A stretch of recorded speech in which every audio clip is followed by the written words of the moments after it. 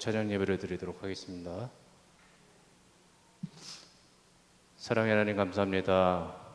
오늘 이 시간도 주님의 전으로 인도하시고 저희도 주님을 사랑하고 사모하는 마음으로 주님을 예배하기 위하여 이 전에 나왔습니다.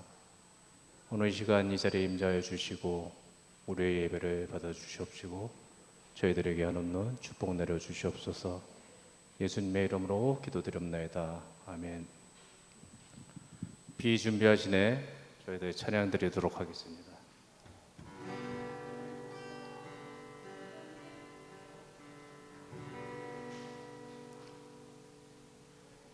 우리 주는 위대하며 능력이 많으시도다. 주의 지혜 무궁하며 인자는 영원하도다. 상한 자들 고치시며 상처를 싸매시도다.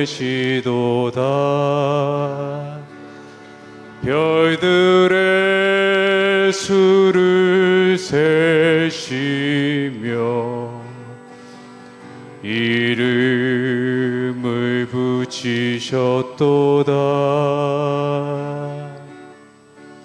그가 구름으로 하늘을 덮으시며 땅을 위하여 비준비하시니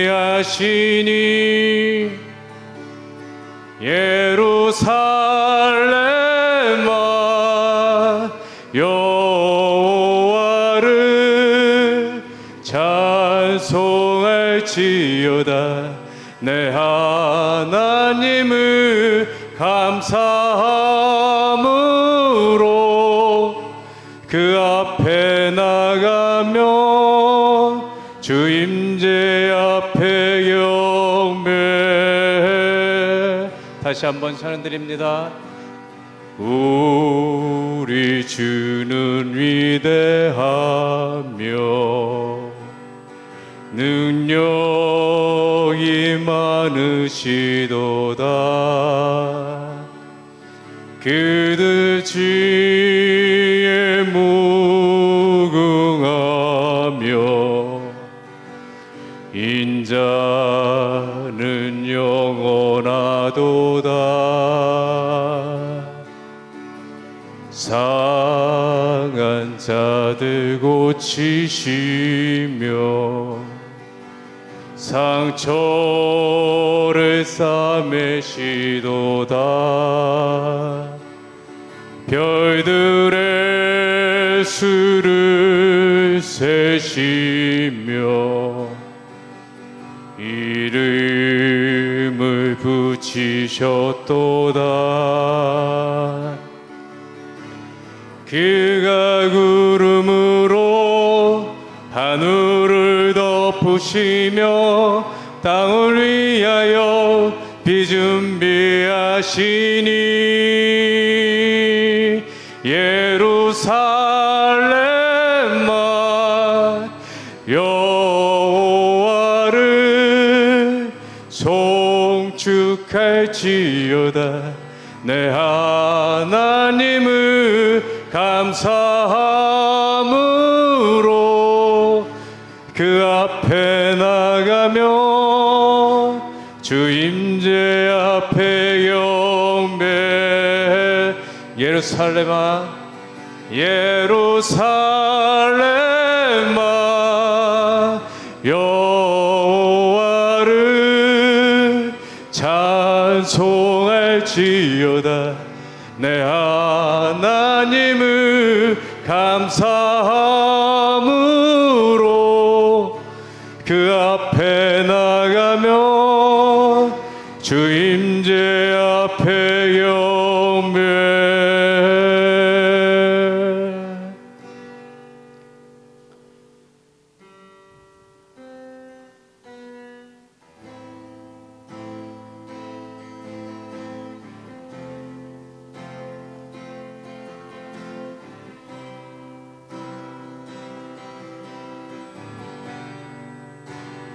성령의 비가 내리네. 하늘의 문을 여소서. 성령의 비가 내리네. 하늘의 문을 여소서. 성령의 비가 내리네. 하늘의 문을 여소서. 성령의 비가 내리네.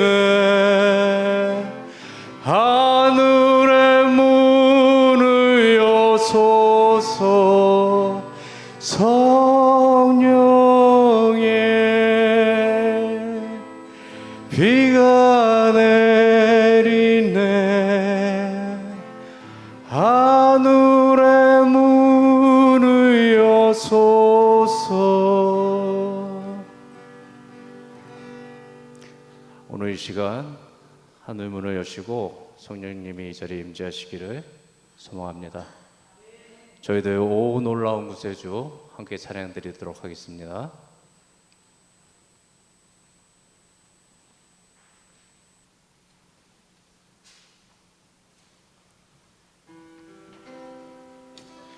오 놀라운 구세주 예수 내 주 참 능력의 주시로다.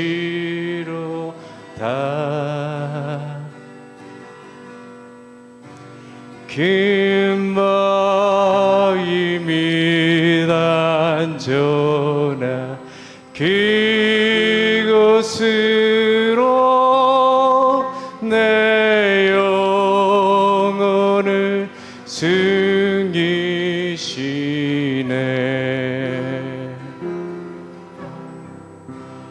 메마른 땅을 종일 걸어가도 나 피곤치 아니하며 저 위험한 곳 내가 이를 때며 금바위에 숨기시고 주 손으로 덮으시네. 오 놀라운 구세주 오 놀라운 구세주 예수 내 주 내 모든 짐 벗기시네.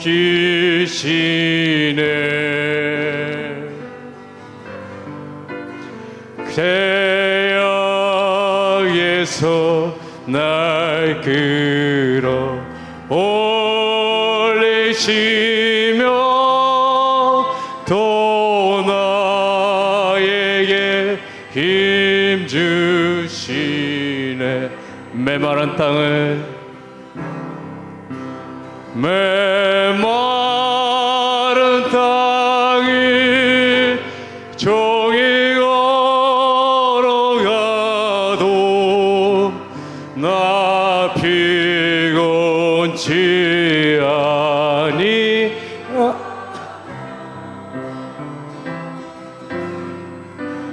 저 위험한 곳 내가 예를 들며 금바위에 숨기시고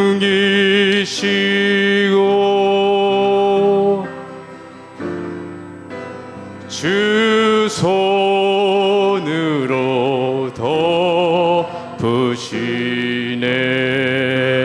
주 예수님 공중에서 주 예수님 공중에 임하실 때 나 일어나 맞이하리.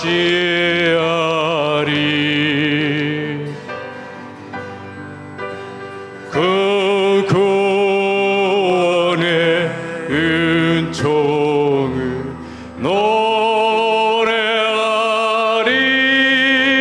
저 천군과 전사 함께 메마른 땅을 메마른 땅을 종이 걸어가도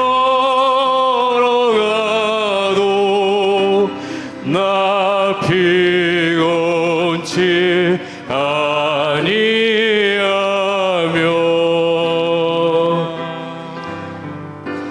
저 위에 어망어 내가 예를 들며 금바위에 숨기시고 주 손으로 덮으시네. 찬송가 91장 함께 찬송하겠습니다. 찬송가 91장입니다.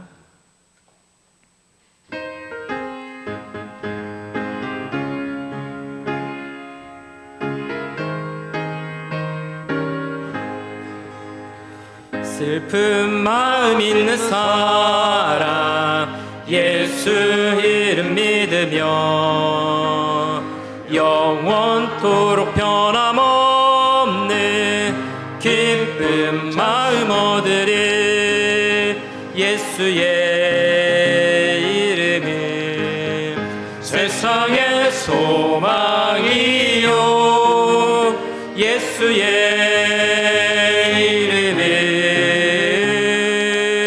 전국의 기쁨일세. 거룩하신 주의 이름 너의 방패 삼아라. 환난 시험 당할 때에 주께 기도드려라. 예수의 이름은 세상의 소망이요 예수의 이름은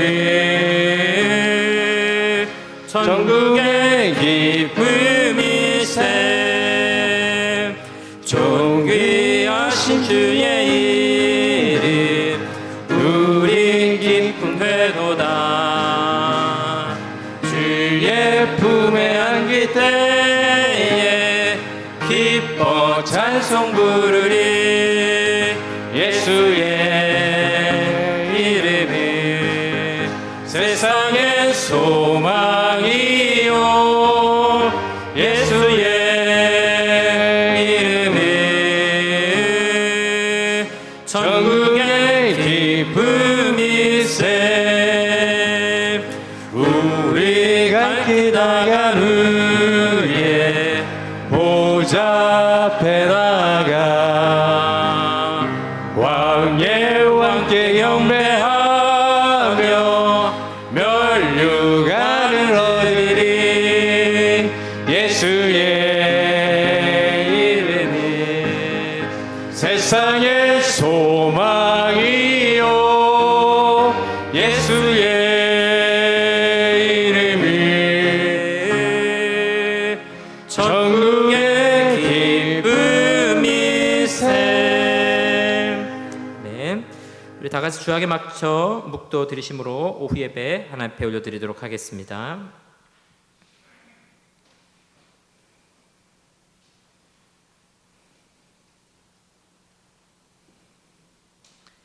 사랑하는 하나님 아버지, 감사합니다. 거룩하고 복된 주일 주님 앞에 나와 예배하게 하시고 또 이 시간, 오후 시간 또 찬양하며 하나님 앞에 나아가게 하시니 감사합니다. 우리 예배를 기쁘게 받으시고 또 이 시간 주시는 말씀 듣고 또 그 말씀대로 순종하며 또 우리 믿음을 더욱더 견고히 하는 시간 될 수 있도록 인도하여 주시옵소서. 예수님의 이름으로 기도합니다. 네. 찬송가 259장 찬송하겠습니다. 찬송가 259장입니다.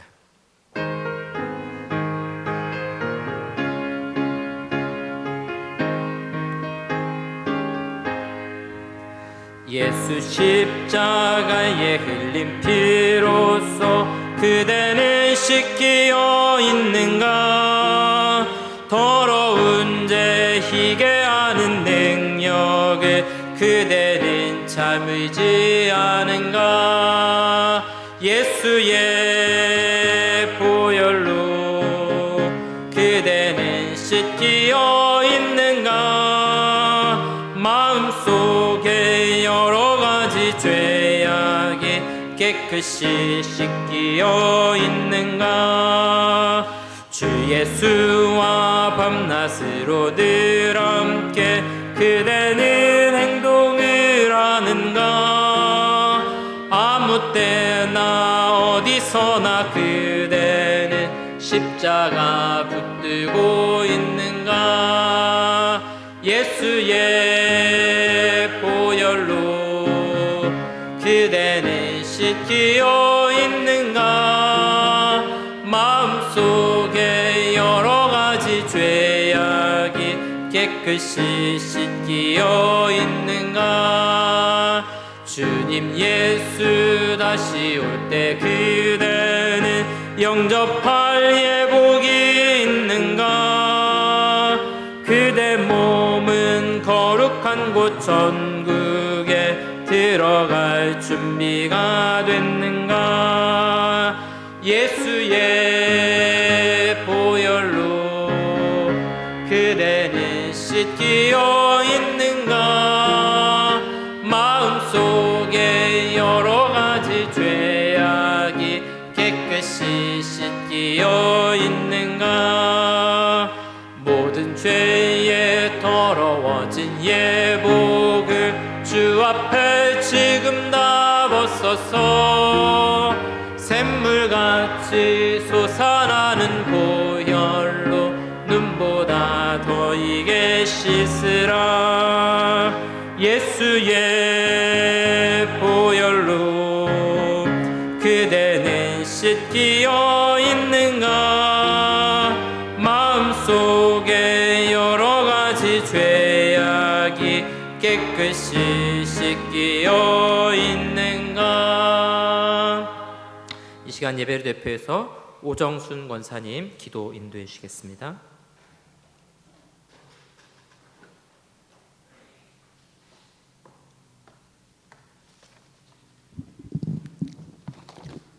주권자가 되셔서 천지를 창조하시고 특별히 당신의 형상을 따라 지으시고 생명을 주시고 거룩한 백성으로 구별하여 주시고 독생자 주 예수 그리스도 보혈의 공로로 자녀로 삼아 주시기까지 저희를 사랑하시는 하나님 아버지께 영광과 찬송을 드립니다. 그러나 말씀에 순종하고 감사하며 살아가야 하지만 믿음이 연약해서 하늘나라의 소망보다는 허탄한 것을 쫓았으며 사랑을 실천하는 데 주저했습니다. 저희의 연약함을 용서하여 주시고 오늘 예배를 통하여 거듭남의 역사와 회복의 역사가 있게 하여 주시옵소서. 아버지, 우리나라를 축복하여 주시옵소서. 하나님의 공의로 다스려지는 나라가 되게 하시며 모든 위정자가 하나님을 두려워하며 하나님의 뜻을 구하기 위해 먼저 무릎 꿇기를 간절히 원합니다.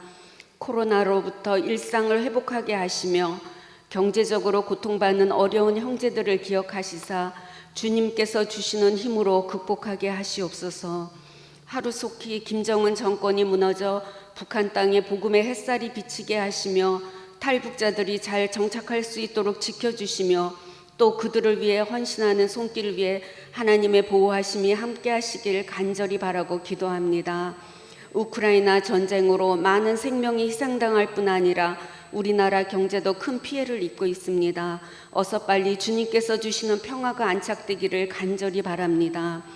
뜻이 계셔서 영동 제1교회를 세우시고 또 강석훈 목사님을 위임 목사로 세워주시니 감사드립니다. 목사님과 전교인이 한마음이 되어 올해 교회의 표어대로 날마다 말씀과 기도로 거룩해지는 교회로 삼아 주시옵시며 영혼을 구원하는 방주로 빛과 소금의 사명 감당하는 교회로 주님께 영광 돌리게 하시옵소서. 목사님께서 능력 있는 말씀 선포로 약물의 영혼의 양식이 충족해 하시며 독수리가 날개치며 올라가는 것 같이 곤비치 않고 강건하시기를 기도합니다. 교회에서 행하는 모든 행사를 통하여 성도들이 인격적으로 주님을 만나서 영육이 강건해지기를 원합니다. 다음 세대를 위하여 기도합니다. 누구든지 하나님의 나라를 어린아이와 같이 받들지 않는 자는 결단코 하나님의 나라에 들어가지 못하리라고 하시고 아이들을 안고 그들 위에 안수하시고 축복하신 주님, 이 땅의 어린이들이 사람에게 칭찬받고 예수님께 사랑받으며 성장할 수 있도록 교회 교육만이 영혼을 살리고 이 나라를 바로 세우는 사명을 다시 한번 깨닫게 하시며 유치부부터 청년부에 이르기까지 주의 교육과 훈계가 함께하기를 기도합니다. 대입 수험생들이 기도로 준비한 대학과 학과에 입학하여 주님께 영광 돌리게 하시옵시고 취업을 준비 중인 청년들과 군 복무자, 해외 체류자, 유학생 모두 주님께서 형편과 처지를 살피시사 어려움 없게 하시옵소서. 바성 선교사 유해석 선교사님과 신영준 선교사님을 위하여 기도합니다. 유해석 목사님의 이슬람 사역의 지경을 확대시켜 주시며 열매 맺게 하여 주시며 신변의 안전 지켜 주시옵소서. 신현중 목사님의 필리핀 사역에 함께 하시고 선교의 비전을 다 이루어 주시길 기도합니다. 신변의 안전과 자녀들의 앞길도 주님이 축복이 가득하게 하시옵소서. 교회에서 후원하는 선교사님과 미자립교회도 축복하시사 주님의 지상 명령을 완수하는 사명을 잘 감당하기를 간절히 기도합니다. 부교육자님과 교회의 각 부서, 남녀전도회, 선교회, 구역, 성가대 위에 맡은 자가 충성을 다하게 하시고 합심하여 선을 구하게 하시옵소서. 회장단과 임력원, 회원들에게 이르기까지 기도 제목과 형편을 살피시사 이른 비와 늦은 비로 곳간을 풍성케 하시며 은혜의 통로가 되게 도와주시옵소서. 이 자리를 사모하나 육신이 연약하여 나오지 못한 성도님들 기억하여 주시옵소서. 주님께서 찾아가 주셔서 위로해 주시고 안수하여 주셔서 치료가 신속하도록 도와주시옵소서. 인내와 사랑의 수고와 소망으로 주 안에서 승리하는 성도님들이 될 수 있도록 성령 충만함을 주시옵소서. 강석훈 담임 목사님께서 말씀 주실 때 성령 충만함으로 은혜가 넘치게 하시고 감동받은 저희들 기쁨과 담대함으로 무장시켜 주시옵소서. 두보라 성가대가 온 마음과 정성을 다하여 드리는 찬양을 주님 받아 주시옵소서. 남은 순서도 우리 주님 홀로 영광 받아 주시며 나를 죄에서 구원하신 예수님의 이름으로 기도합니다. 아멘.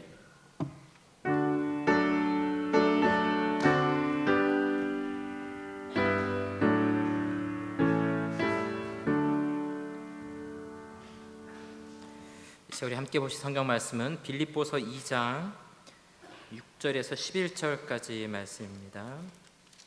신약 성경 320조 빌립보서 2장 6절에서 11절까지의 말씀 제가 봉독해 드리겠습니다. 그는 근본 하나님의 본체시나 하나님과 동등됨을 취할 것으로 여기지 아니하시고 오히려 자기를 비워 종의 형체를 가지사 사람들과 같이 되셨고 사람의 모양으로 나타나사 자기를 낮추시고 죽기까지 복종하셨으니 곧 십자가의 죽으심이라.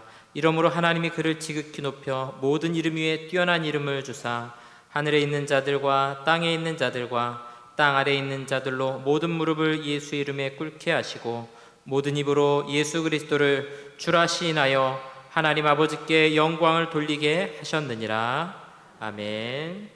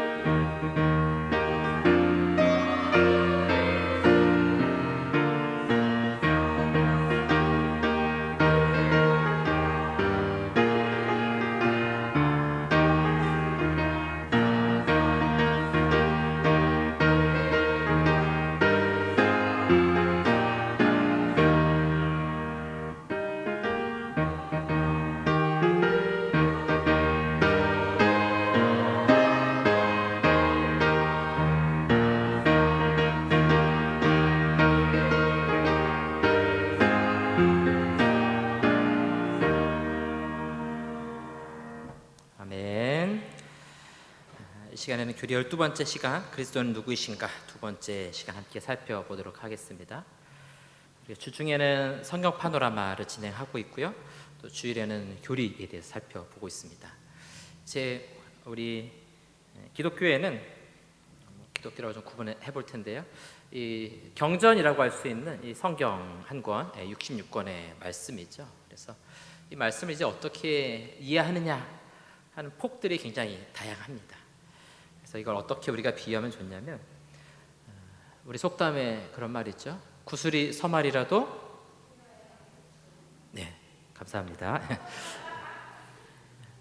어릴 때 부업을 저희 집에도 이제 많이 했었거든요. 아주 종류별로 많이 했었습니다. 그 중에 하나가 이런 구슬을 꿰는 이제 아마 그게 옷에 이렇게 장식품인 것 같아요. 그래서 아주 작은 그 부속들을 순서가 있습니다. 뭐 길다란 거 2개, 동그란 거 하나, 뭐 길다란 거 3개, 동그란 거 2개 이런 식으로 해서 쫙 하나의 실로 꿰는 거죠. 이게 막 널브러져 있으면요, 뭐가 뭔지 정신이 없습니다. 그러나 이걸 하나로 꿰는 순간에 아름다운 작품이 되는 거죠. 오늘 우리가 이제 교리에 대해 살펴보고 있는데 교리도 마찬가지입니다. 여러분 성경에 많은 내용들이 막 있어요. 막 산재해 있습니다. 그래서 어떤 실로 이거를 꿰느냐에 따라서 내용이 달라지는 겁니다. 그래서 이 어떤 줄로 어떻게 꿰느냐 하는 것이 신학입니다. 우리 개혁교회 개혁신학이라는 그 줄로 다 꿰어내는 거죠. 순복음교회는 순복음 나름대로 꿰는 거예요. 옛날에 순복음교회가 신학이 없다 이렇게 해서 공격을 많이 받았는데 지금은 뭐 그래서 나름대로 신학도 열심히 만들고 오순절 대회도 하고 심지어 오순절 대회 때 칼빈 얘기를 막 하더라고요. 그래서 야, 장로교가 칼빈 얘기 안 하니까 오순절에서 하는구나 싶은 생각이 들 정도로 열심히 그런 줄로 꿰는 작업을 합니다. 성경도 마찬가지, 이제 성경 파노라마도 마찬가지입니다. 여러분들이 성경 읽으면 한참 읽다 보면 그 사람이 또 그 사람인 것 같고, 또 아까 나왔던 사람 또 나오는 것 같고, 이거 며칠 전에 읽었던 사람 또 나오네, 뭐 정신이 없을 수 있는데, 마찬가지로 구속의 역사로 하나로 딱 꿰낼 때 성경이 한눈에 보이게 되는 거죠. 우리가 신앙생활을 잘 한다는 것은 바로 이런 하나님을 아는 지식이 파편적으로 흩어져 있는 것이 아니라 하나로 잘 꿰 나가셔야 됩니다. 그래서 여러분들이 교리 쭉 나가시면서 길을 잃으시면 안 돼요. 내가 지금 여기가 하늘에 있는 건지 땅에 있는 건지 이렇게 하시면 안 되고, 우리가 지금 뭘 하고 있는가, 자, 순서를 좀 정리해 보면요, 하나님에 대해서 알기 위해서는 하나님은 영원하시기 때문에 우리가 하나님의 계신 성경을 통해서 우리가 하나님을 알 수 있다. 그래서 성경에 대해서 배웠고요. 우리가 우리 믿음의 대상인 하나님에 대해서, 그리고 하나님을 알고 우리 인간을 알게 되었죠. 그래서 우리 죄와 사망으로 인해 소망 없던 우리에게 구원의 소망이신 예수 그리스도, 지금 이제 그리스도에 대해서 하고 있는 거죠. 이게 끝나기는, 그럼 우리 성도는 어떻게 이 구원의 전 과정을 이루어가는가, 구원론이 되는 거고요. 그다음에 구원의 전 과정을 함께 담당할 기관인 교회에 대해서 배우게 되고요. 마지막 날 일어나게 될 종말에 대해서 이렇게 함께 살펴볼 겁니다. 이런 순서를 따라 우리가 흘러가고 있다는 것을 여러분들이 잘 아시고 또 말씀을 한번 보셨으면 좋겠습니다. 자, 오늘은 우리 지난주에는 1번, 2번 했었죠. 그 명칭과 특징을 했고요. 오늘은 신분에 대해서 살펴보려고 합니다. 학습세례 교육에 보면 이 그리스도, 기독교에 대해서, 그리스도에 대해서 다루는 아주 중요한 부분이 바로 이 신분입니다. 자, 크게 두 가지 신분으로 우리가 좀 살펴볼 수 있습니다. 하나는 비하, 자기 자신을 낮추시는 거고요. 하나는 승귀, 높아지심으로 우리가 비교해 볼 수 있습니다. 우리 읽은 빌립보서 2장 6절에서 11절까지가 아주 유명한 말씀입니다. 이 기독론, 그리스도론에 있어서 핵심 구절인데요. 6절부터 쭉 이제 진행해 가면 8절까지가 그리스도의 낮아짐이에요. 볼까요? 그는 근본 하나님의 본체시나, 하나님이시라는 거죠.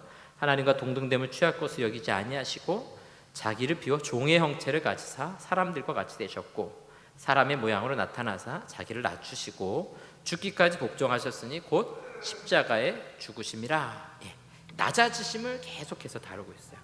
그리고 9절부터 이제 높아지는 거죠.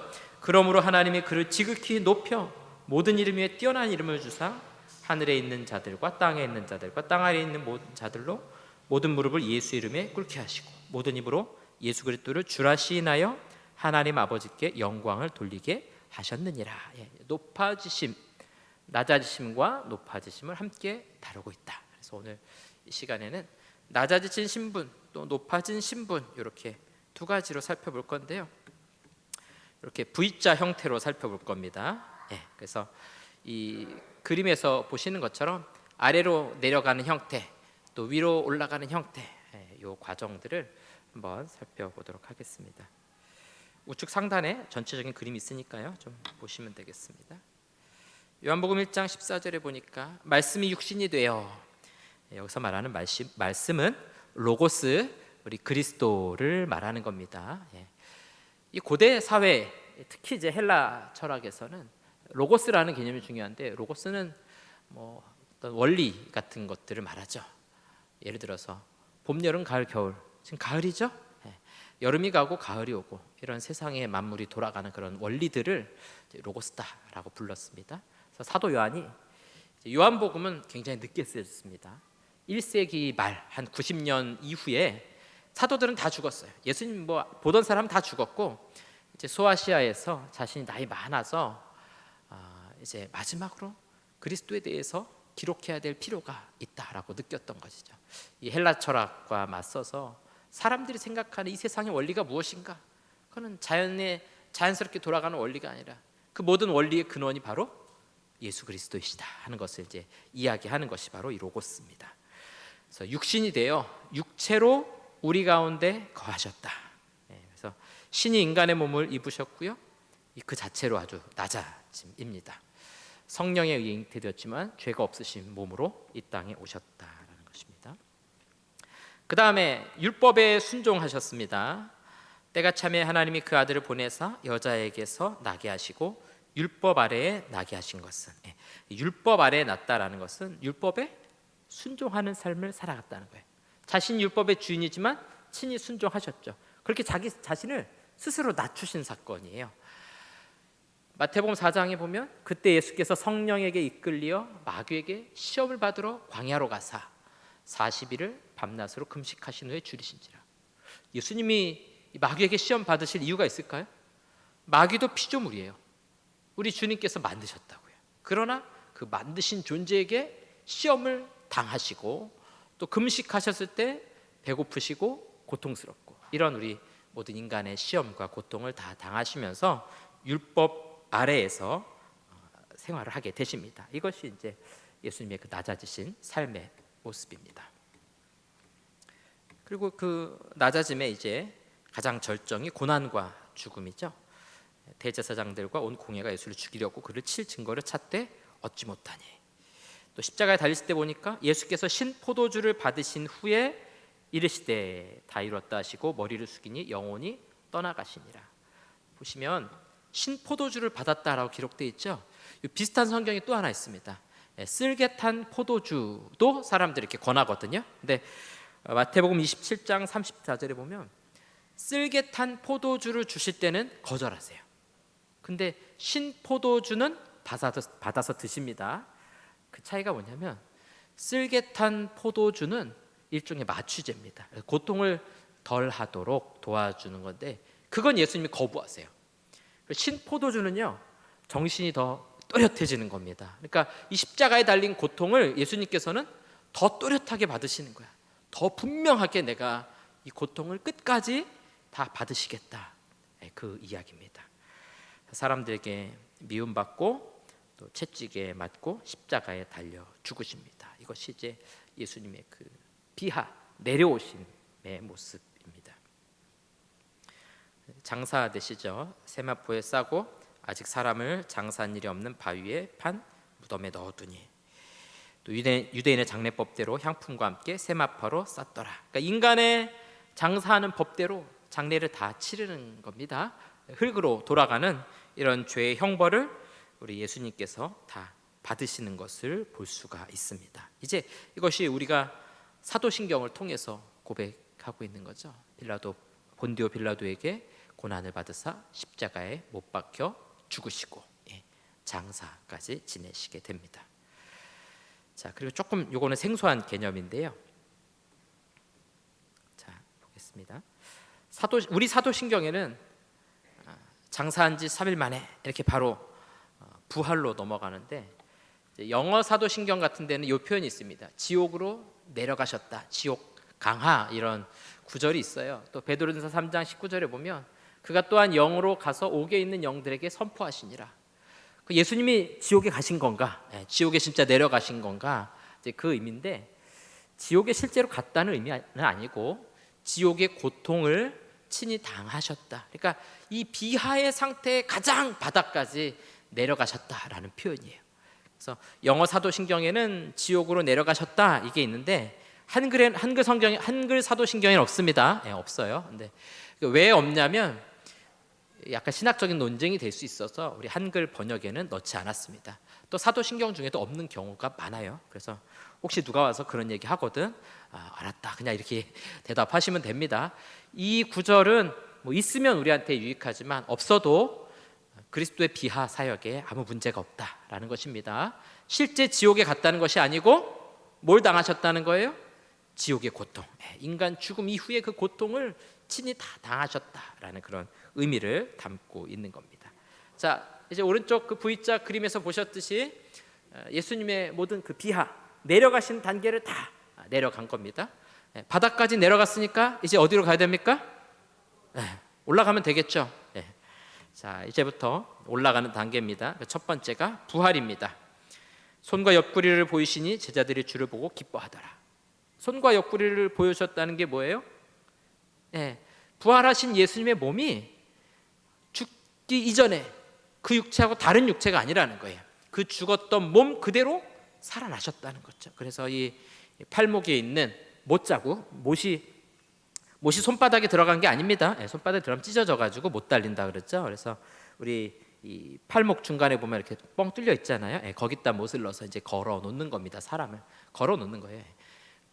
이 못 박힌 자국, 또 이 옆구리에 창으로 마지막 찔러서 죽은 그 상처의 흔적을 직접 보여주시는 거죠. 그러니까 그 몸 그대로 살아나셨다라는 것을 보여주고 있고요. 그러나 이제 그리스도께서 죽은 자 가운데서 다시 살아나사 잠자는 자들의 첫 열매가 되셨도다. 그래서 이제 사망을 이긴 첫 번째 사람이 되는 겁니다. 역사상 사망을 이긴 사람은 없습니다. 유일하게 예수님이 이 사망을 이기심으로 우리 부활의 첫 열매가 되신 사건입니다. 그래서 이 부활의 의미는 언약적 의무로서 율법의 요구를 다 이루셨다. 우리가 십계명 살펴보고 있잖아요. 그 율법이 요구하는 것들 있잖아요. 근데 보면 우리가 다 지킬 수 있습니까? 없습니까? 없어요. 지키려고 노력해도 사실은 안 지켜지고 마지막 10번째 계명에 가는 순간 우리가 절망합니다. 왜냐하면 내 이웃의 집에 있는 것을 탐내지 말라라고 하는데 탐심이 안 없어져요. 탐심이 안 올라와야 되는데 계속해서 올라오거든요. 이미 거기서 우리는 절망하게 되는 거죠. 그러나 그리스도께서 이 율법의 요구를 친히 다 이루십니다.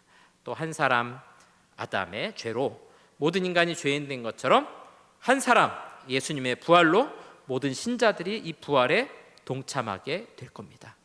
제가 지난번에 그 말씀드렸죠. 국가대표 축구 할 때 금요일날 코스타리카하고 했던가요? 그 손흥민이 골 넣을 때 여러분들은 기도하고 있어서 못 보셨겠지만 골 넣을 때 다들 와, 왜 신났습니까? 내가 넣은 것도 아니고 우리 아들이 넣은 것도 아니고 왜 손흥민이 넣는데 좋아하셨어요? 어떤 분은 목사님 그분은 대한민국의 아들입니다 이러시는데 우리를 대표해서 나갔기 때문에 대표의 원리예요.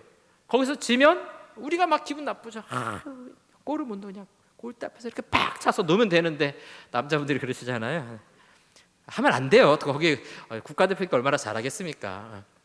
근데 저도 우리의 대표가 진 것이고 이겨도 대표가 이긴 것이고 죄도 그렇죠. 인간의 대표가 죄를 지어서 우리가 죄인 되었고 대신에 인간의 대표 예수님께서 부활하심으로 우리도 그 부활에 동참하게 됐다는 거죠. 여러분들이 이 부활의 의미를 잘 간직하십시오. 그래서 창세기 3장 15절 말씀에 대한 성취, 여인의 후손이 뱀의 머리를 밟을 것이라. 그래서 이 부활하심으로 승리하심으로 머리를 밟으신 겁니다. 사탄의 머리를 밟으신 거예요. 아마 예수님이 죽을 때까지만 해도 이 사탄이 승리했다고 생각했겠죠. 이 종교 지도자들이 십자가에 못 박혀 죽일 때 드디어 승리했다. 메시아를 죽였다.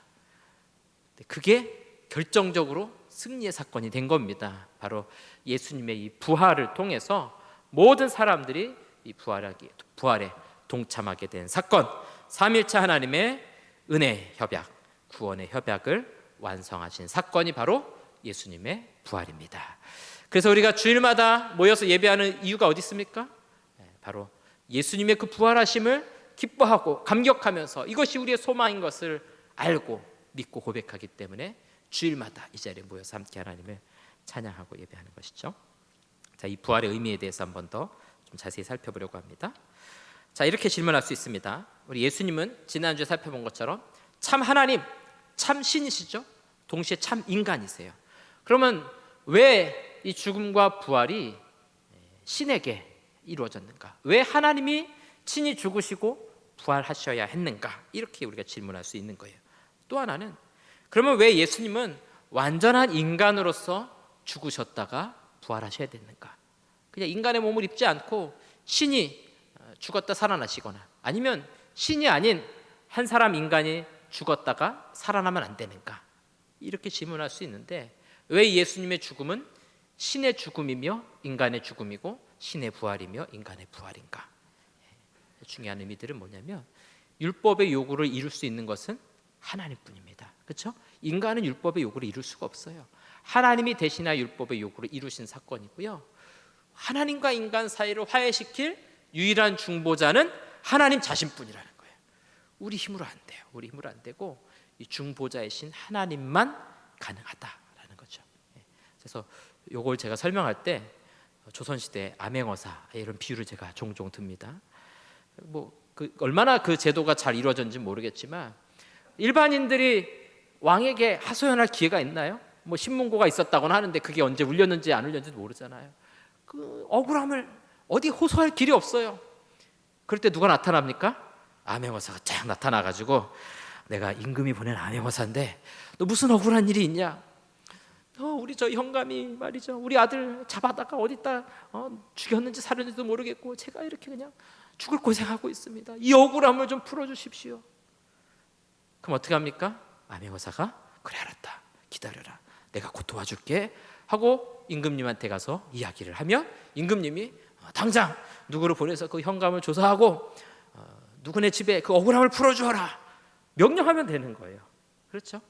그 중보자가 필요한 겁니다. 뭐 현감이 있어도 안 되고 누가 있어도 안 돼요. 누굴 통해서 됩니까? 임금과 백성 사이의 중보자인 그 한 사람, 바로 하나님과 우리 사이의 중보자는 누구만 가능한 겁니까? 참 하나님이신 예수 그리스도만 이 화해를 가능하게 하신 분이다. 그래서 신께서, 하나님께서 친히 이 죽음과 부활을 감당하셔야 됐던 겁니다.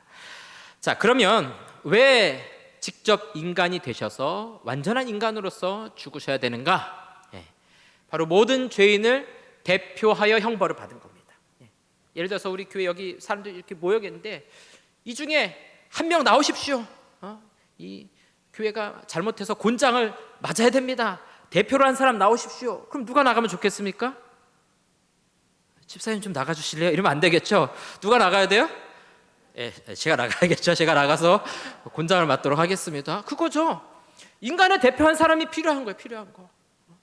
법정으로 출두하십시오. 한 사람 나오세요. 이 교회를 대표해서 누가 소명을 하십시오. 그러면 교회 대표자 한 사람이 나가야 되는 거죠. 나가야 되는 거죠.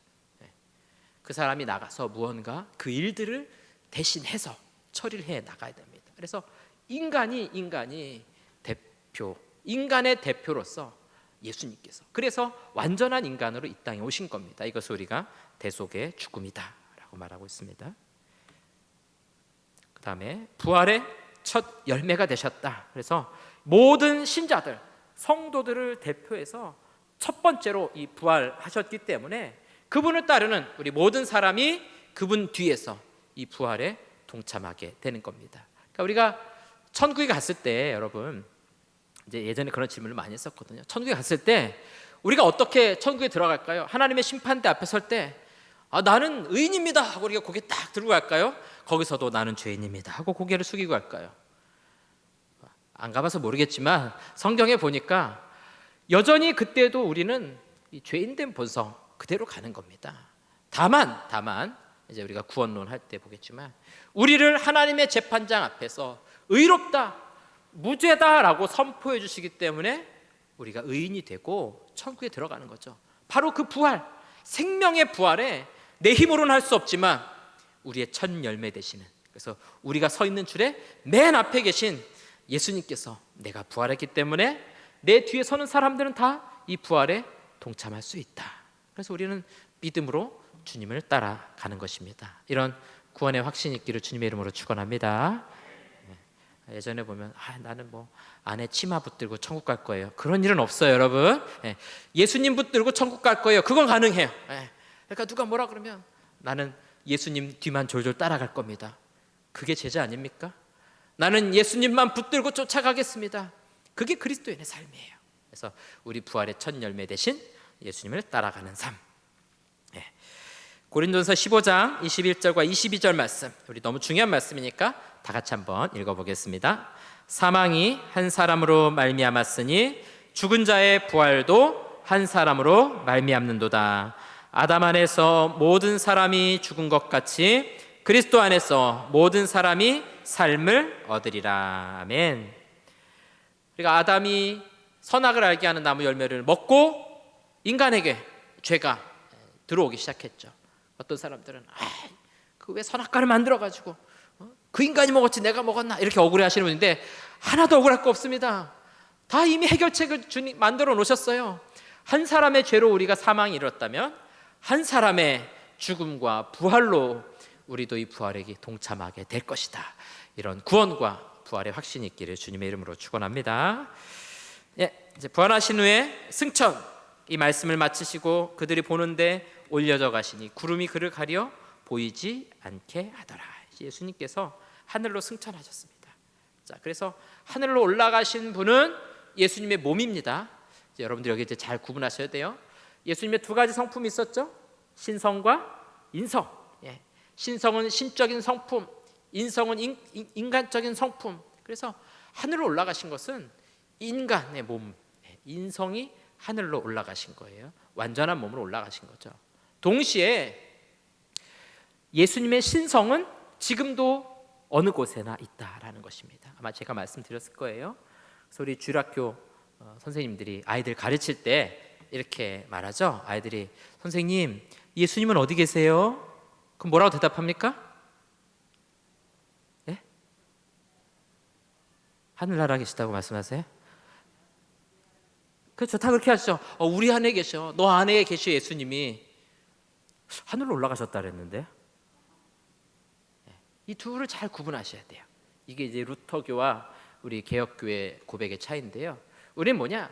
인성은 하늘 어딘가에 승천하셨죠. 그래서 하나님 보좌 우편에 앉아 계시고 신성으로서는 어느 곳에나 계십니다. 하나님이시기 때문에 예수님은 지금 이곳에서도 이곳에 신성으로 우리와 함께 하시고 또 우리가 각자가 있는 곳 어디에나 신성으로서 언제나 우리와 함께 계신다는 겁니다. 그래서 아이들한테 설명할 때는 예수님이 우리 안에 계셔. 맞습니다. 또 예수님께서 하나님 보좌 우편에 계셔. 그것도 맞습니다. 그러나 우리가 신학적으로 구분할 때는 이 인성과 신성이 임시로 분리되어져 있다라는 것입니다. 루터교는 이걸 합쳐요. 두 개를 분리시키지 않습니다. 그래서 성찬에 참여할 때 뭐라고 고백하느냐? 빵을 먹을 때 그리스도의 살과 피를 먹고 마시는 것이기 때문에 그리스도의 신성이 이곳에 있다면 그리스도의 인성도 이곳에 있다라고 생각해요. 그래서 실제로 이 빵 위아래 좌우에 그리스도가 인성으로서 임재하신다라는 그런 모호한 신학적인 교리를 가지고 있습니다. 카톨릭은요, 빵 자체가 예수님의 살이다. 진짜 살. 저기 살을 이렇게 잘라서 먹는다고 생각해 보세요. 예수님의 그 살을 먹는 거예요. 그래서 모든 미사 시간마다 예수님을 십자가에 못 박아 죽게 만드는 겁니다. 여러분, 미사는 예배가 아니에요. 여러분 이거 잘 구분하셔야 됩니다. 미사는 우리와 같은 예배가 아닙니다. 매 시간마다 예수님을 십자가에 못 박혀 죽게 하는 제사입니다. 제사. 우리가 비슷한 거라고 생각하시면 안 돼요. 많이 다른 겁니다. 실제 이 떡이 살이 되고 포도주가 피가 되는 거예요. 그래서 중세 시대 때는 성도들한테는 잔을 안 줬어요. 왜냐하면 잔을 주면은 마시다가 어떻게 돼요? 뚝 떨어뜨리면 바닥에 떨어지는 거예요. 그럼 예수님 피가 바닥에 흥건해져 버리는 거거든요. 심지어 그거를 쥐가 와서 먹으면 어떻게 되느냐, 막 이런 논의까지 할 정도로 논쟁이 많았습니다. 그래서 여러분들 이 승천에 대한 의미를 잘 구분하십시오. 인성으로는 하나님 보좌 우편에, 신성으로는 어느 곳에나 주님께서 임재하고 계신다. 자, 그리고 하나님 우편에 앉아 계십니다. 이후에 인자가 권능의 우편에 앉아 있는 것과 하늘 구름을 타고 오는 것을 너희가 보리라. 하나님 우편에 앉아 계셨다라는 것은 진짜 오른쪽이라는 게 아닙니다. 하나님은 몸이 없으시죠? 하나님이 영이십니다. 우리 성부 하나님은 우리처럼 눈, 코, 입이 있거나 팔다리가 있으신 분이 아니에요. 예수님만 인성을 가지고 계시죠. 이 말은 뭐냐면 하나님 우편에 앉아 계시다가, 이 말은 뭐냐면 권능과 영광의 자리라는 거예요. 그렇죠? 우리도 뭐라고 말합니까? 그 사람은 누구의 오른팔이야. 왜 왼팔이라고 안 하고 오른팔이라고 합니까? 뭐 역사상 오른손잡이가 많아서 아마 그랬던 것 같은데, 이 권능의 자리라는 거예요. 영광의 자리라는 거죠. 그러니까 우리 주님께서 하나님 보좌 우편에 있다는 것은 교회와 우주에 대한 통치권, 온 세상을 통치하시는 분이 바로 우리 예수님이시다. 믿으십니까? 여러분 여기 아멘 하시면요, 우리 생각과 삶이 달라져야 돼요. 진짜 나에게 일어나는 모든 일들, 세상의 권력 그 어떤 것이든 우리 주님의 통치권 아래에 있다는 고백이에요. 그러면 뭘 염려하고 걱정할 게 있습니까? 우리 주님 다 통치하시는데. 그런 고백입니다. 그리고 모든 신자들을 위한 중보의 자리. 그래서 첫 번째 중보자, 또 다른 중보자가 아니라 첫 번째 중보자는 바로 우리 예수님이십니다. 그래서 우리가 기도할 때 예수님의 이름으로 기도합니다. 이건 주문이 아니고 실제로 이 기도는 하나님 앞에 올라가는데 우리 중보자 되신 예수 그리스도를 통해서, 아까 제가 암행어사 비유로 말씀드렸죠. 그렇게 생각하시면 됩니다. 정확하게 우리 임금 되신 하나님 아버지께 이걸 전달하시는 분이 예수님이시오. 우리에게 응답이 임하는 것도 누구를 통해서 임합니까? 중보자 되신 예수 그리스도를 통해서 우리에게 응답이 임한다라는 겁니다. 그래서 여러분, 하나님 믿는다라는 의미는 중보자이신 예수 그리스도를 믿고 고백한다, 그 의미예요. 이게 사라지면 우리가 고백하는 하나님 믿는다라는 의미가 달라지는 겁니다. 이슬람하고 우리가 같은 하나님을 믿습니까? 다른 하나님입니다. 같은 하나님이라 생각하시면 안 돼요. 구약의 하나님 같은 하나님이라고 생각하시면 안 됩니다. 여러분, 유대인들이 믿는 하나님과 우리가 믿는 하나님이 같습니까? 다릅니다. 뭐 그 사람들은 구약만 믿는 거 아닙니까? 그렇지 않아요. 예수님께서 뭐라고 말씀하십니까? 너희가 구약의 말씀, 모세와 선지자의 글을 믿었거든 나도 믿었을 것이다. 그러니까 유대인들은 구약의 말씀도 믿지 않은 것이고, 그 구약의 말씀이 계시하고 있는 중보자이신 예수 그리스도도 믿지 않은 겁니다. 다른 종교예요. 우리가 복음을 전해야 될 이유가 바로 여기 있는 것입니다. 비슷한 게 아니에요. 가톨릭은 오히려 다르죠. 삼위일체 고백이 우리와 굉장히 가깝습니다. 오히려 그 부분에서는 훨씬 더 가깝죠. 여호와의 증인은 다릅니다. 거기는 삼위일체가 달라요. 성령 하나님의 권능과 능력을 인정하지 않습니다. 영광을 인정하지 않아요. 성부 하나님보다 늦게 나신 분, 그런 고백들이거든요. 그래서 우리가 이 예수님께서 보좌 우편에 앉으신 의미가 무엇인지를 여러분들이 이렇게 잘 정리하시기 바랍니다. 그러니까 우리 그리스도인의 신앙생활의 핵심은 바로 예수 그리스도에 있습니다. 제가 말씀을 선포할 때도 예수 그리스도를 계속해서 이야기할 수밖에 없는 것이, 모든 성경이 누구에 대해서 말씀하고 있습니까? 예수 그리스도에 대해서 말씀하고 있는 거예요. 그래서 예수 그리스도를 의지하는 믿음, 이것이야말로 우리 신앙의 가장 핵심이라고 할 수 있습니다. 자, 이제 재림입니다. 주께서 호령과 천사장의 소리와 하나님의 나팔 소리로 친히 하늘로부터 강림하시리니. 재림이라고 말하죠. 보라, 내가 속히 오리니 내가 줄 상이 있어 각 사람이 그가 행한 대로 갚아주리라. 그래서 이제 예수님이 처음 오셨을 때는 심판을 당하셨던 분, 심판을 받으셨던 분이 이제 두 번째 오실 때는 심판자, 심판주로 이 땅에 오시게 되는 겁니다. 이 오순절 성령 강림은 무형적으로 눈에 보이지 않게 성령께서 임하셨지만, 재림 때에는 실제적이고 유형적, 우리 모든 사람이 주님이 오시는 걸 보는 겁니다. 눈 못 보는 사람도 봐요. 눈이 멀어서 못 보는, 그렇지 않습니다. 시력 나쁜 분도 봅니다. 이거는 우리 인간의 눈으로 보는 게 아니에요. 우리 인간의 전인격을 통해서 만나게 하시는 거죠. 그래서 어떤 분들은 주님 오실 때 이렇게 말하죠. 주님이 저 미국 쪽에 오시면 우리 못 보는 거 아닙니까? 그러는데 그건 굉장히 단순한 생각입니다. 주님이 오시는 것은 우리 시각으로 보는 게 아니에요. 우리 영적인 눈으로 보는 것이기 때문에 모두가 다 보게 될 겁니다. 볼지어다 그가 구름을 타고 오시리라. 각 사람의 눈이 그를 보겠고 그를 찌른 자들도 볼 것이며 땅에 있는 모든 족속이 그로 말미암아 애곡하리니 그러하리라. 아멘. 구름 타고 오신다는 건 뭐겠습니까? 손오공도 아니고 구름을 어떻게 타고 오시나요? 이거는 문예적인 표현이죠. 하늘로부터 모든 사람이 볼 수 있도록 내려오시는 모습. 실제로 예수님이 내려오시진 않아도 돼요. 그러나 위에서부터 내려온다는 이 상징적인 의미를 통해서 하나님의 임재를 보여주는 거고요. 모든 사람이 보는데요, 그를 찌른 자들도, 그러니까 어떤 사람이든지 그분을 보게 되는 겁니다. 그분이 심판자로 오셔서 아무도 이 심판을 피할 자가 없을 것이다 라는 것을 우리에게 말씀해 주고 있습니다. 자, 그 재림 때에는요, 다시 밤이 없겠고 등불과 햇빛이 쓸데없으니 이는 주 하나님이 그들에게 비치심이라. 그들이 세세토록 왕노릇하리로다. 자, 이 표현이 재밌죠? 주님이 오시면 밤이 없대요. 그리고 등불과 햇빛이 쓸데없대요. 그럼 어디 빛이 있나요? 무슨 빛으로 살까요? 이거는 요한계시록 22장 마지막 장이잖아요. 성경의 제일 마지막이죠. 이거는 성경의 제일 첫 부분을 보면 됩니다. 태초에 하나님이 천지를 창조하시니라. 빛이 있으라 하시니 빛이 있었고. 태양이 필요 없습니다. 하나님이 만드신 이 절대적인 빛은 태양이나 다른 인공적인 빛이 필요 없어요. 하나님의 나라는 하나님 자체가 빛이시기 때문에 이런 세상에 빛이 필요 없는 것이죠. 그들에게 빛이심이라 세세토록 왕노릇하리로다. 이 하나님의 백성들이 왕노릇하게 돼요. 여기 계신 여러분 한 사람 한 사람이 주님 오시면 뭐가 되는 겁니까? 우리가 내가 왕이 될 상인가? 거울을 보면서 내가 왕인가? 이러시면서 여러분들 아침마다 깨셔야 돼요. 아멘이죠. 씻으면서 거울을 보고 누구라고 생각하시면 돼요?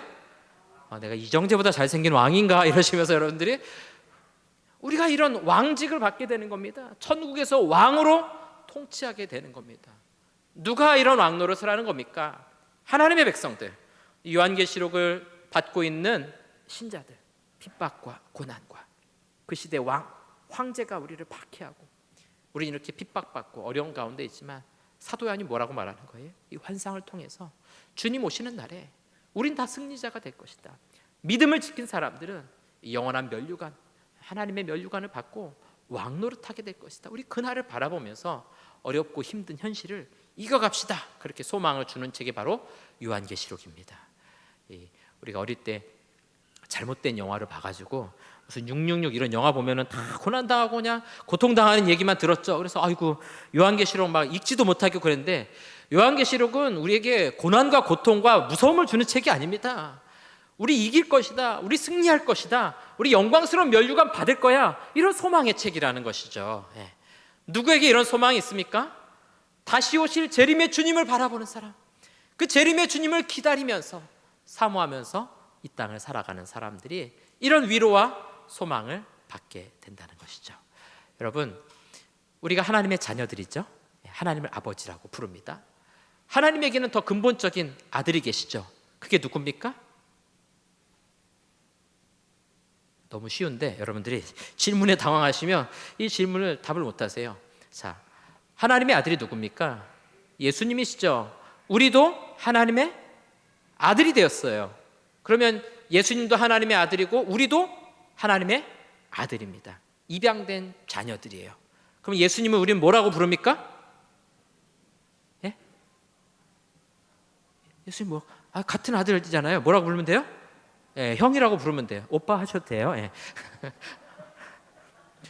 족보 정리를 해야죠. 예수님 우리 형님, 마지막 세상의 심판 때 온 세상을 심판할 분이 딱 왔는데 보니까 누구예요? 형 어떻게 왔어? 보고 싶었어. 오빠 기다렸어요. 이러면서 여러분들 사모하는 마음을 가지십시오. 얼마나 기쁩니까? 그 마지막 날에 오셔가지고 우리의 눈물을 닦아주시는 분이 우리의 형님이시면 얼마나 좋을까요? 제가 어릴 때 이렇게 동네에서 놀다 보면은 왜 괜히 옆 동네 형들이 와가지고 막 괴롭히고 그러거든요. 막 이상한 벌 주고 막 그래요. 그때 누구 기다린지 아십니까? 우리 동네 형이 와가지고 좀 도와주기로. 야, 너 왜 우리 동네 애들 괴롭히냐? 너네 동네로 가라 이러면서 도와주고 막 그러거든요.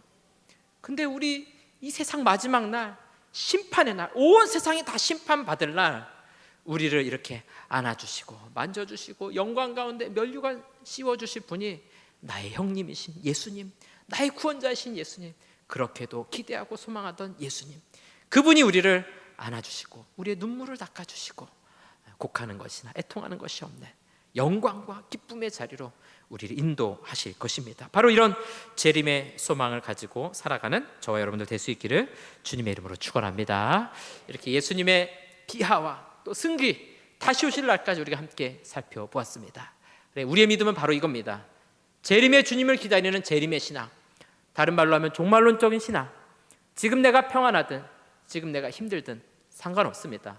어떠한 상황과 관계없이 우리는 주님이 오실 날을 기다립니다. 오늘 이 순간에 예수님이 오신다 할지라도 나는 기뻐하고 감사하며 감격합니다. 바로 그날을 바라보면서 믿음으로 인내하시고 또 감사하며 주님과 동행하는 저 여러분들 다 될 수 있기를 주님의 이름으로 축원합니다. 우리 함께 찬송하고 합심해서 같이 기도하도록 하겠습니다. 찬송가 93장을 함께 찬송하겠습니다. 찬송가 93장입니다.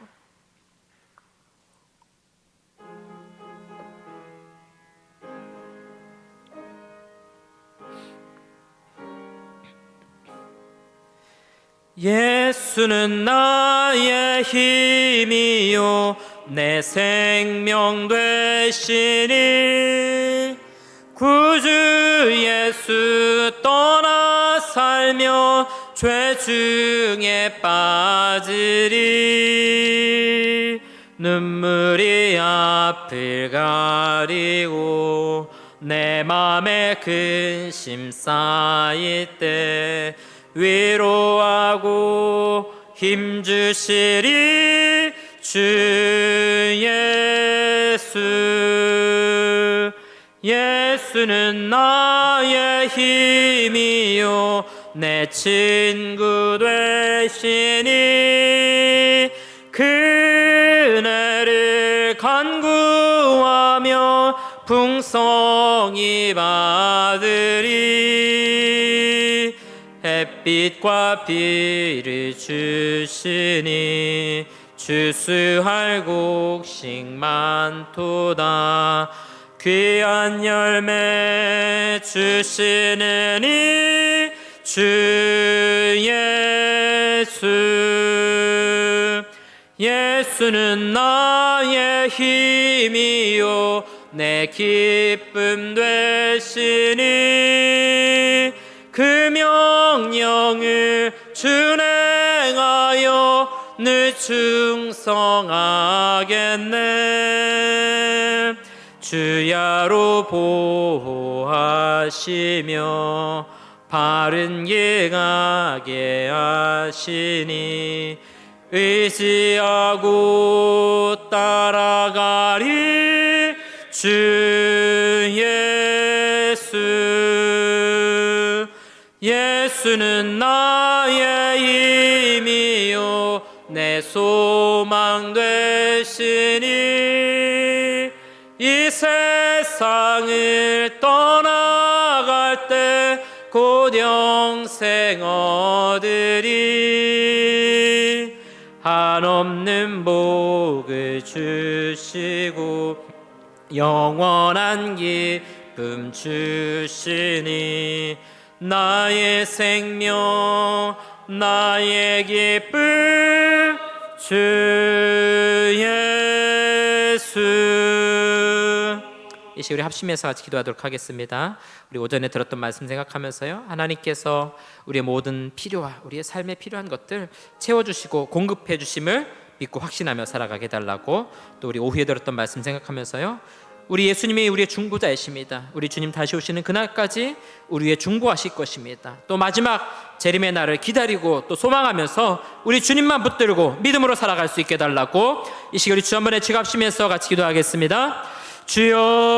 주여 자비하신 아버지 하나님 감사합니다. 오늘 거룩하고 복된 날 주님 안에 예배하며 또 귀한 말씀 듣게 하시니 감사합니다. 우리 오전에 들었던 말씀과 같이 자족하는 법을 배우게 하시고 하나님께서 우리의 모든 필요를 우리의 쓸 것을 채워주시고 공급해 주심을 믿고 확신할 수 있도록 아버지 인도하여 주시옵소서. 또 이 시간 오후에 들었던 말씀 듣고 기도합니다. 우리를 구원하시기 위해서 친히 낮아지시고 또다시 높아지신 주님 지금도 하나님 보좌 우편에서 우리 위해 중보하고 계심을 우리가 함께 살펴보았습니다. 우리 연약함도 우리의 부족함도 우리의 미약함도 우리 주님께서 하시고 또 도우실 것을 믿고 확신하게 하여 주시옵소서. 주님 다시 오시는 그날까지 소망을 갖게 하시고 믿음으로 인내하며 주님 다시 오시는 그날을 바라보고 아버지는 살아갈 수 있도록 인도하여 주시옵소서. 어려움 가운데 있습니까? 환난 가운데 있습니까? 승리하게 하시고 영광의 면류관을 우리에게 씌워주실 주님의 주님을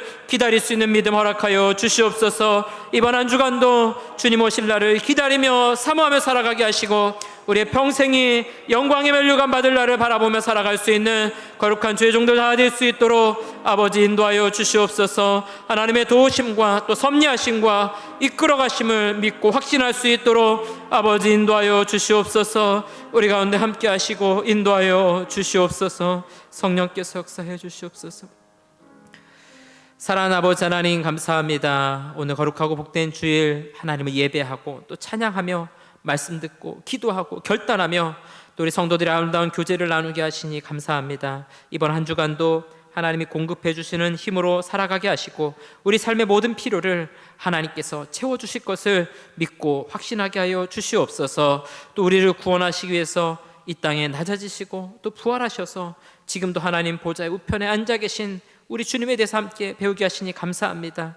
우리의 중보자가 되으셔서 우리의 모든 연약함을 돌보시고 또 재림의 주님으로서 우리에게 위로와 소망이 되시며 영광의 그날, 면류관 받을 그날을 바라보며 믿음으로 살아가는 사랑하는 우리 모든 성도들 될 수 있도록 인도하여 주시옵소서. 어려움이 있습니까? 또 고난이 있습니까? 눈물 나고 깊은 한숨 나는 그런 상황 가운데 있습니까? 낙심치 않게 하시고 또 좋은 상황 가운데 있습니까? 형통함 가운데 있습니까? 그때에도 주님 다시 오실 그날을 바라볼 수 있는 재림의 신앙 가진 우리 사랑하는 모든 성도들 될 수 있도록 인도해 주시옵소서. 이제는 우리 주 예수 그리스도의 은혜와 하나님 아버지의 크신 사랑과 성령의 위로교통 충만하심이 참 하나님께서 참 인간의 몸을 입으시고 이 땅에 오셔서 십자가의 죽음과 부활 또 승천하시고 재림하실 소망을 통해 우리에게 승리 주실 것을 확신하며 고백하는 사랑하는 모든 성도들과 저들의 가정과 직장과 사업장 위에 이제로부터 영원토록 함께 있을지어다. 아멘.